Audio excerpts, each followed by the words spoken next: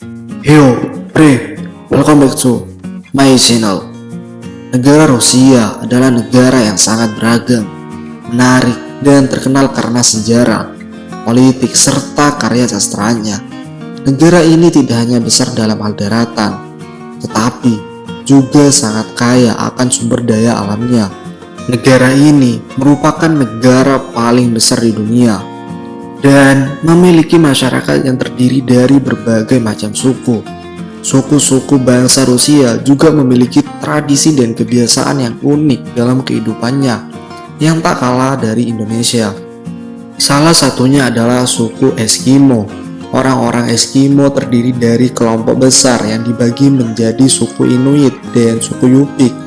Mereka mendiami wilayah Siberia di Rusia, Alaska di Amerika Serikat, Kanada, dan Greenland.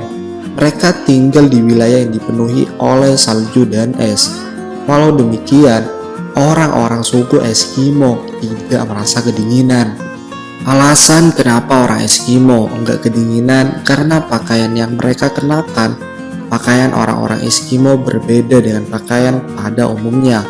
Rata-rata pakaian orang-orang Eskimo dibuat dari kulit hewan seperti beruang dan rusa. Pakaian dari kulit hewan bisa menghadapi udara dingin yang sepanjang tahunnya di kutub utara.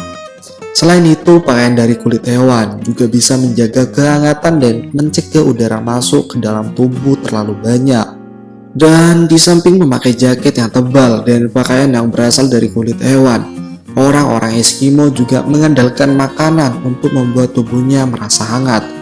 Orang Eskimo banyak makan daging bukan hanya karena ketersediaan, melainkan daging yang dikonsumsinya ternyata bisa membantu suhu tubuh orang-orang Eskimo terjaga dalam keadaan yang hangat. Suku ini juga dikenal sebagai pemburu yang sangat hebat dan termasuk salah satu suku paling kuat di Rusia, bahkan di dunia. Yang menariknya dari suku ini adalah soal tradisi berhubungan satu sama lain. Mereka biasa berbagi makanan, minuman, dan barang-barang yang dibutuhkan oleh orang lain. Ya, anggaplah tolong-menolong. Tapi ada hal yang paling nyeleneh, yaitu adalah tradisi dengan berbagi istri kepada tamu atau teman yang mereka anggap sebagai saudara. Bagi mereka, jika seorang suami sedang pergi berburu, maka temannya bisa menggantikannya untuk menemani istrinya yang lagi kesepian, dan mereka boleh diizinkan untuk bercocok tanam. Karena tradisi bertukar istri dengan saudara tersebut adalah hal yang biasa saja menurut suku ini. Dan ketika ada kejadian istri yang hamil dengan orang lain, bukanlah hal yang besar. Stigma negatif tidak akan melekat terhadap istri yang hamil bukan dari suaminya. Konon katanya, menyambut tamu dengan hal itu ada tujuannya sendiri. Hal ini karena berhubungan dengan tamu yang datang tidak lain untuk menghindari hubungan intim saudara yang tentu saja membahayakan. Sebab suku-suku yang mendiami kawasan Rusia pada umumnya sering melakukan hubungan intim yang melibatkan keluarga. Untuk menghindari hal itu, makanya orang-orang desa yang ada di Rusia sering menghidangkan hubungan intim untuk menyambut tamu yang berkunjung. Oleh sebab itu, wanita di sana akan rela untuk berhubungan badan dengan tamu yang datang. Entah itu siapapun, mereka tidak peduli. Lucunya lagi, poligami di masyarakat Eskimo bukanlah suatu masalah yang besar. Bahkan, dulunya poligami adalah simbol kekayaan bagi suku ini.